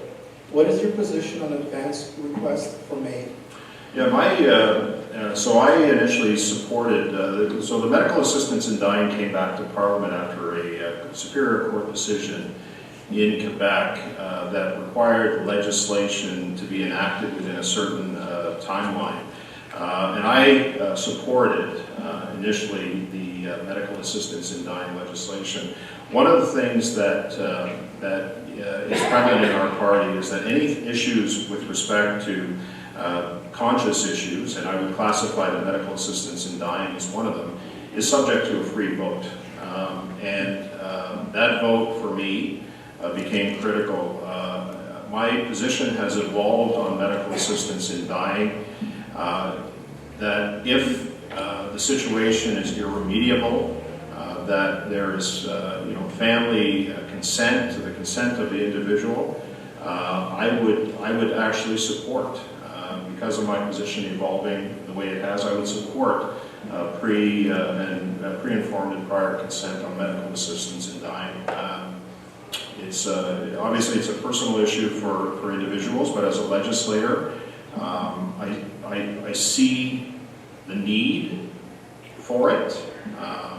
But again, any decision that we make, legislation or otherwise, has to hold up to any specific court challenges that might happen. But as an MP, as a legislature, I would support the expansion of that, especially in cases, as I said earlier, where death is irremediable. I do have concerns about overly expanding it. In the cases of mental health, for example, there are issues where people can seek help for mental health. Sometimes, what a person is going through maybe shouldn't result in death. Maybe it should result in additional therapy and making sure that that therapy is available for people. But it's a very sensitive topic, especially for families as well. Thank you, John B. John, same question. Yeah, it is a very sensitive issue. Again, it's me personally. It's your body, your choice type thing. You have to give people the options, but it is a family issue. I think it has to be discussed, and as John said, if it's absolutely the last choice, and if it helps the person, you do not want to watch your loved one suffer under any circumstances. If they're, if they've asked for assistance, their life is, it's just gone terrible, and they're in pain, or they're just being sustained for. It's hard. It's hard, but it is one of these situations where I think it comes down to the family that has to make that decision. And if there's legalities as far as allowing it, that should be legislated. Thank you, John. So the next question, as I mentioned, is to both candidates. Since I started with John B, I'm going to start with John this time. Workers' rights, and how would you implement protecting the backbone of our nation? Thank you. Workers' rights. Workers have a lot of rights, like a refusal to work even. If you look at what the unions have done as far as giving workers a lot of power over the years, I support workers' rights completely. I come from a union environment. It used to be the #1 profession where people died on the job was a lineman. And we have so much in the way of safety now that it's marginal. It still happens, but there are situations where safety is first in all of these applications. I think as far as employees' rights are concerned, they have the right to a good job, a safe work environment, and management should respond to that. What about taking away the bargaining power? I was going to say, with all apologies, we have so many questions Oh, here okay. already. So if we still might have a moment, if you want to write the question down, we'll add it, but just for a timer. And possibly the candidates, if they're still here, they might be available after, depending on their schedules. Do I still have time? So with bargaining power, I think employees should have the right to negotiate with their employers. I think it's very important. And I was management, but there's a union, environment, and very strong union. But workers' rights are important, and primarily for safety reasons. So. Thank you, John. Same question, John. Well, it shouldn't surprise anyone, as the former president of the Firefighters Union, that I support collective bargaining rights of labor unions. One of the things that we need to do is to ensure that we're creating opportunities for workers in this country so that they can earn powerful paychecks, so that they can pay their mortgages, feed their families, provide a safe and secure environment for their children, and to provide education for them going forward. And so, supporting workers becomes a critical part of it. I'm very proud, actually, throughout this campaign to see the support that we're getting from trade unions right across the country because they want to build. They want an economy that's going to work for them. And so we've announced several programs that are going to help trade unions. And look, in life, in political parties, in everything, situations involved. And workers of this country are the backbone of this country. And they have continued to build. So we're going to boost funding for union training and an innovation program. We're going to pass tax fairness for traveling trades workers to fully deduct their taxes for travel, working with the provinces to harmonize health and safety rules, reinstating apprenticeship grants and streamlining EI for apprentices, creating a trades toolkit for high schools, requiring banks to recognize apprenticeship credentials for RESP eligibility. If we're going to be bold, if we're going to be ambitious and audacious, and we're going to build our nation, we're going to need workers to do that. And our plan is to support skilled trades And this is why we're receiving so many labor endorsements right across the country, because they want their workers to benefit. The millionaires of the future will be those who are engaged in the skilled trades in this country. They will benefit as a result of a conservative government that's going to build our nation and grow. Thank you, John B. So our next question from the audience is to the Conservatives, so John B. But again, we get both Johns to answer. Where are municipalities, and I'm just going to fill in some space here, where are the municipalities to get the dollars you needed for infrastructure to build all of the needed services, water, sewage, roads, schools, hospitals, etc.? Well, as a former city councilor here in Barrie, I understand the relationship, and I see Claire's here, and Amy's here as well. I see you, and I want to thank you for the work that you do. I know we're very fortunate here in the city of Barrie, as we are in the town of Innisfil, to have councils that work together to build better communities, and those partnerships are going to continue. In fact, I would suggest that they're going to grow under a conservative government. We all want the same thing. We want to make sure that we have communities that have affordable housing and that housing attainability is not out of the reach. So working together to address many of the issues that we talked about before, Claire, I see that you just walked in, but we talked about working on development charges, which, as you know, and building permit fees are a significant cost to the development community. In fact, we've seen a decline in building starts right across the province of Ontario. We want to make sure that we build, and we build proper housing as well, and that includes affordable housing, and incentivizing municipalities in relation to federal infrastructure dollars to do that. We've got to make sure the built forms are going to change. They are going to change. The days of single sprawling housing in suburban neighborhoods are going to change. The city has already enacted intensification programs within the city, and we see that sprouting up along intensification nodes and corridors where we've got 4-, 5-, 6-story buildings that are happening,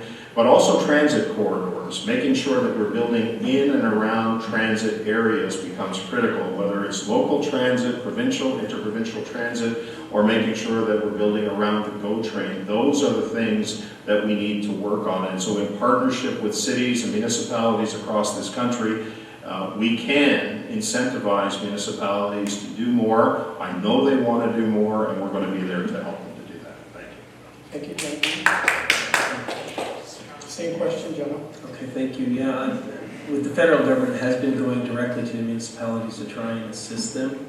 I think what's happened is it used to be more of a provincial issue. So what's happened now is the federal government has had to step in and go directly to municipalities to try and assist getting the money to where it needs to be. I'm not the type of politician that's going to knock any other politician. I don't do that. But there are levels of government, and we have to understand there's the federal government, provincial government, and municipal government, as we all know. Municipal governments is where they're working to try and do infrastructure, setting things up. They have to look, and I know like our mayor, Alex Nuttall, I know him well, used to be my Ward 10. But I thought you were going to say he used to be your student, but no, not that old. Yeah, maybe. Well, actually, I think he's younger, a little younger. But I don't have gray hair. But anyway, no, I don't say anything bad about other people. That's my thing. Is I don't like to do that. I might say something suggest. But anyway, as far as this topic is concerned, the federal government has been helping. The Liberal government has been helping, trying to get the money, infrastructure money, down to the actual municipalities. I think we're grateful for that. But hopefully we can get the province to also work together with the municipalities and develop the lands, and hopefully that's going to come through. I have black hair, by the way, diet with it's a Clairol product. It's called Wisdom. Thank you, General. The next question is specifically to General. Are the Liberals coming after the equity in my primary residence, either by equity tax or capital gains tax? Okay, there's one of those things that John was talking about, misinformation. No. We're not going after your equity. We actually just reduced as far as the capital gains. There was a situation where, if you had some capital gains, at a certain point there would be an extra percentage that has now been removed. So it's 50%, you're paying 50% of your capital gain is at your marginal tax rate, whatever your tax rate is. So people, particularly primary residents. you're talking primary residents? Yes. There's no capital gains on here. So we're asking. You're not going to have capital gains tax on your primary residence. Yes, but are you coming after? No. Where did you get that? I just wanted to straight answer. I know, there's been some talk about that in what John was referring to as misinformation. So. You did try to raise the capital gains on secondary residences. You did try to. When? On people's cottages. That's not a primary residence. I'm sorry, I really appreciate the comments. It was just raised. because of our structure, to be fair to both candidates. Again, if you want to follow up on those questions, if they're available after, that would be great. I'm very grateful for the passion of the questions, but I'm just going to really enforce sticking to here just to give that opportunity to answer the question as best they can based on the card. So much appreciation, but again, I'm just going to step in for that. John, we still have about a minute to answer. Yeah, again, with the information, like, to that gentleman's point, the capital gains was raised on secondary residences and other investments, but that is gone. But as far as your primary residence, I hope darn nobody comes up with that idea, especially somebody else, because we're not going to do it. Just so you understand. Thank you, John. So again, same question, but the way, Sure. So we're discussing primary residence, equity tax, capital gains tax as a topic. Well, I mean, it's always been speculation when you have a debt and deficit situation like we're facing in this country, that a government will try anything they can, especially if they're not necessarily looking at increasing revenues, will try everything they can in order to extract as much as they can from taxpayers. We've seen, I wouldn't classify this as disinformation or misinformation or lying.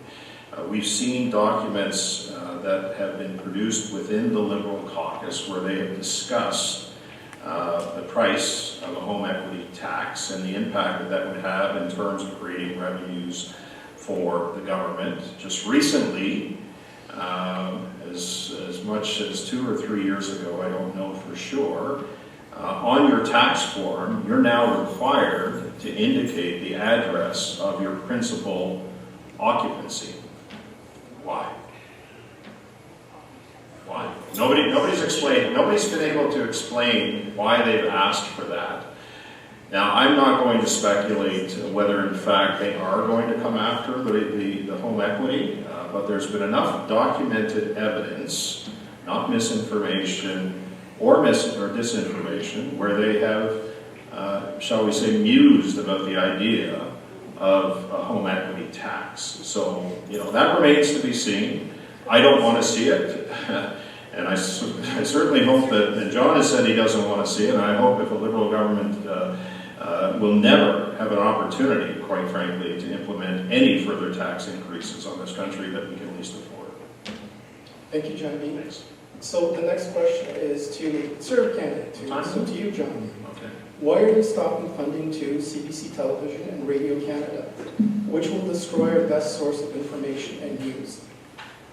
Well, we're certainly not going to stop funding for Radio Canada. The Francophone language in this country is important. It's important in certain regions. But we believe that it's time, I believe that it's time that CBC becomes almost like national public broadcasting in the United States, where it's subscriber-based. You disagree with me, that's fine. We can have a healthy thing. We can have a healthy thing. But there are ways for the CBC to be funded, and that's through private sponsorship, through advertising. They can compete with other markets as well, and so there are ways to do that. So But Radio Canada, we are not going to touch Radio Canada at all because of the importance of francophone language rights in this country and the need for francophones to have a voice heard as well. So there you go. Thank you, John B. So John O, the general question of funding Radio Canada, CBC. I think you know where I stand on that. And even on the computer you can get on CBC, it's fantastic. And listening to the news, and you can listen to the news all day long on CBC, especially during this election. But interesting stuff. But I know I hear where John's coming from, and there's pretty much every media in Canada gets some funding from the federal government right now. It's not just CBC. So if you're suggesting no funding to media, then no, we're actually, that's fine. Part of our platform release today was to actually increase the funding for local journalism funds by $25 million to give access to local journalism in communities like ours in Barrie. It would be nice to get. I don't think we're going to paperback anymore, but we do have some local journalists right now, Barrie 360 and some of the others. They're doing a good job. Barrie Today. Great. Yeah, great. So thank you, John. So the next question, so again, without any filter, I'm reading from the audience. We're actually back to the CBC question because it's going to be similar. Again, just for me reading it, if you want to say that you're already finished answering the question, we're fine with that. Yeah. But I'm going to read it, and it's to address to John O this time. So then again, just let me know. The question, again, unfiltered, if CBC programming is as good as the state, why can't it survive in advertising revenue without taxpayer funding? Why can't it survive? It's not just the local program. These television shows are getting some great commercials. Like if you look at the CBC, the amount of advertising revenue that's coming in is increasing because there's money going in developing these programs. I don't know how many of you see, like also the federal government has also encourages development of television shows, movies, other things, not just in Canada. There's actually revenue. The government makes money of some of these movies if they get overseas and so on. And we're actually promoting, even in Toronto, like we're Hollywood North, especially with the way things are going with the Canadian dollar, unfortunately, being low. It makes filming up here in Canada a lot more. I don't know if you've ever watched the show Suits. Has anybody watched that series, Suits? That was filmed in Canada, in Toronto. And my wife would always point out, oh, there's TTC going by. So there's a real market for Canadian content. And sometimes, I think with the CBC, we're broadcasting to tiny little villages and so on across the country. So it costs money to put up a transmitter and broadcast that. So some of that money that's going into the CBC is using to fund that communication. So in Radio Canada is very important for the French language communication, and which we respect. So I think, I guess the situation is go CBC.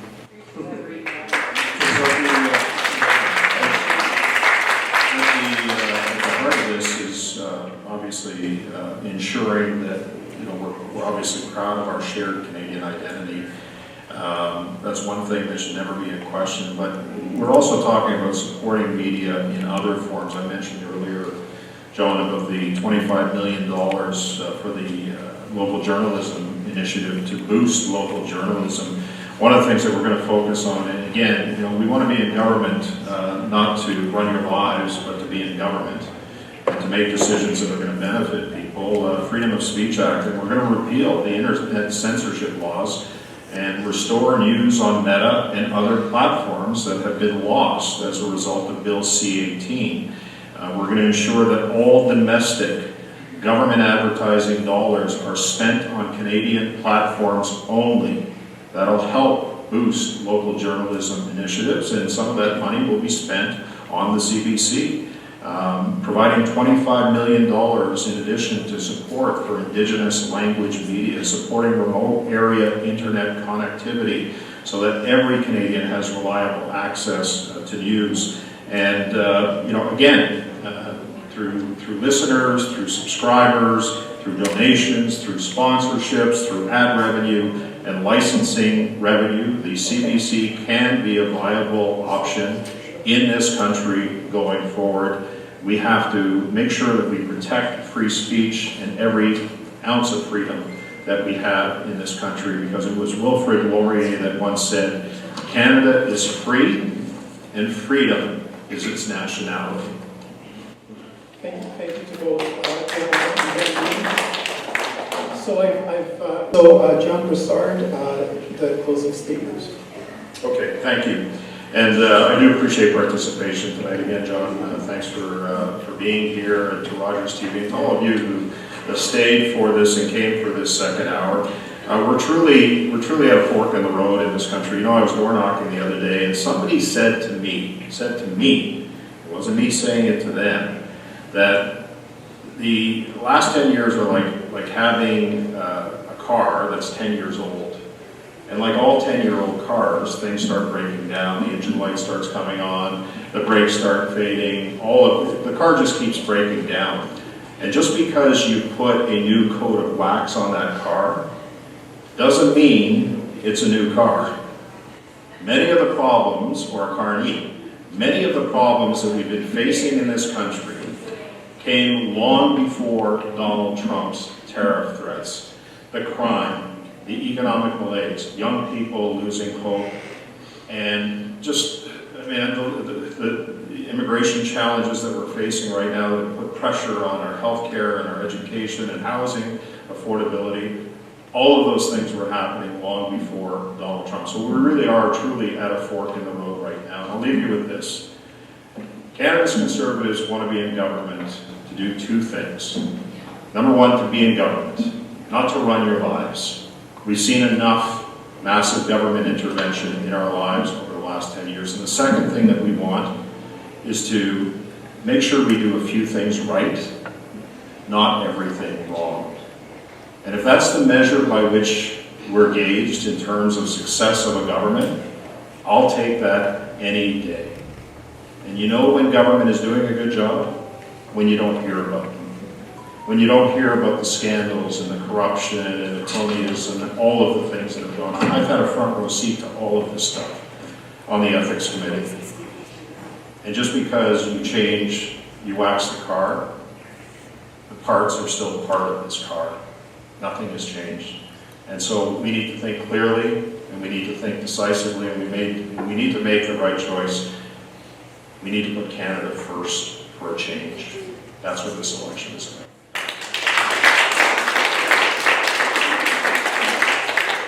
John Brassard and John Olthuis for the closing statement. Thank you. I agree with John. We need change. I know John's been in since the same time. I think he went in the same time as Mr. Trudeau went in. So it's time for a change. It's time to have a government that actually represents the government in our region. It must have been tough for John to be the opposition in this area. And I can feel for you. Hopefully that when we have a change here in the region and it turns liberal again, it'd be nice change that we'd be dealing with Mr. Carney. And Mr. Carney is an economist. I think he's going to be the best person to go up against Trump. We're hearing that same message as we're door knocking. And I'll be honest, because this area has been so strongly conservative, for us to go door knocking, we were a little bit nervous, but things are coming forward, and it's incredible the response we're getting from people. And with our 250 signs, that's it. That's all we got, 250 signs. So we're making great headway, and I'm really pleased with the team. I came in, as John mentioned, at kind of the last minute I stepped in, but we needed somebody to go against John because he is an affordable person. He's got a good history, he's a good man. Worked hard, got where he is, and city council and so on. And I'm speaking his praises because I'd like to see him retire. No. I'm not ready to retire. I'm not ready to retire. We got a lot of things to I can fix be in there this at the country. retirement party. Or I'll be there at the election party, election night defeat party, just to congratulate you on a great run. So. No, it's good. As I said, I don't like dirty politics. It's just I respect the man, and we're trying to put forth a good fight, and we're hoping that all our efforts are going to pay off, and we get Mark Carney at the door there and straighten Mr. Trump out. Very good. Thank you, General. Thank you, General. That is the update about Barrie Innisfil riding. Check out our YouTube and Instagram for more election coverage. Thank you for watching.